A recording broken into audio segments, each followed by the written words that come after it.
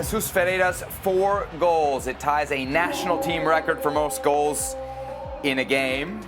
But Herc, when it comes to the starting job up top, was Ferreira's 4 spot? Or poker? Something, nothing, or everything? It was everything, Seb. Everything, especially to the two people it matters most to. Jesus Ferreira and Greg Berhalter. I'll start with Jesus. Jesus desperately needed these goals. He desperately needed to score to get the monkey off his back, to prove, to validate Greg Berhalter, including him in so many starting lineups. He needed that in a time when not many were scoring. And Greg Berhalter needed this as well. And this is why it's everything for Greg Berhalter, because he needed a 9 who was not only consistently scoring at club, but could also do it now at the international level. A player that he's not had since Ricardo Pepi's very first inclusion with the national team, where he was doing very well with FC Dallas and doing very well with the U.S. men's national team. He doesn't have that 9 right now. There seems to be only a few 9s that are in form, be it at the club level, but they've not proven it at the international level. Now he could say he has one guy that's doing that. Now, I know where you're going with this. I know exactly what you want to say. Yeah.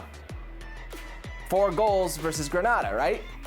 I'm going to say it, 4 goals against Grenada. Yeah, I'm going to say this is nothing. I'm going to say it's nothing because of the competition. Because not only is this team 170th in the world, which I know you want to ignore, but go through that lineup. That was a semi-pro team. Those are not guys in 2nd or 3rd tier football. Those are guys in like the 6th, 7th, or 8th tier of the English pyramid that they were playing against. I'll also say it's nothing, Herc, because I think if you look at the performance as a whole, it's nothing. If you want to focus on those 4 goals, fine, but at least acknowledge the first half, where not just Jesus Ferreira couldn't score for, 42, 43 minutes. The U.S., with Jesus Ferreira as this number 9 who's supposed to facilitate everything, couldn't score. So I don't think it was that great a performance, and it's finally nothing for me, Herc, because at the end of the day, what's really going to decide who starts in Qatar is not what happens against Grenada, right? We agree here. It's going to be the hot hand. It has to be, doesn't it? It has to be the hot hand. I'm with you. Now, you can't say Jesus Ferreira scoring 4 goals is nothing. The U.S. has faced more Grenadas than they have Brazil's in their history. And in the history of the U.S. men's national team, he's become only the 5th player to score 4 goals.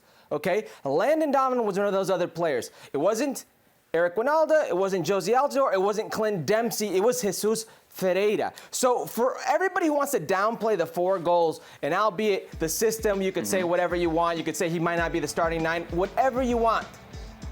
But in its history, he's only the 5th player to ever do it. You're gonna face more Grenadas, than you will Brazil's in this region. That's just a fact. But in that history, that mediocre history, only the 5th player to ever do it, so it can't be nothing.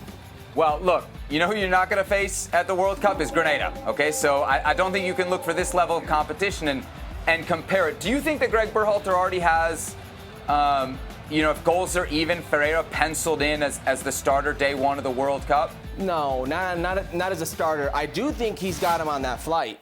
I do think, and you could hear by his post-game interviews. Because when you say this is everything for Berhalter, it makes me believe that, okay, he saw these 4 goals, and that's the proof that he needs, that this guy's going to be able to do it in Qatar. No, something tells me Greg Berhalter goes game by game with his starting choices, and especially, and with that 9 position in general. If you heard Jesus Ferreira speak post-game, it's clearly sounded to me like he's being backed heavily by the national team coaching staff. Greg Berhalter and his ex-coach, now assistant coach in the U.S. men's national team, Luchi Gonzalez. It seems to me like he's a confident player with his standing in that U.S. men's national team setup.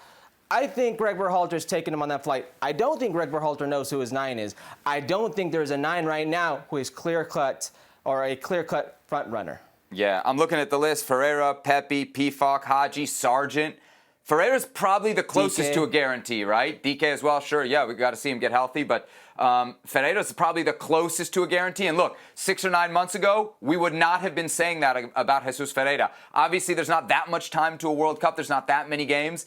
But there is still time. Things can change.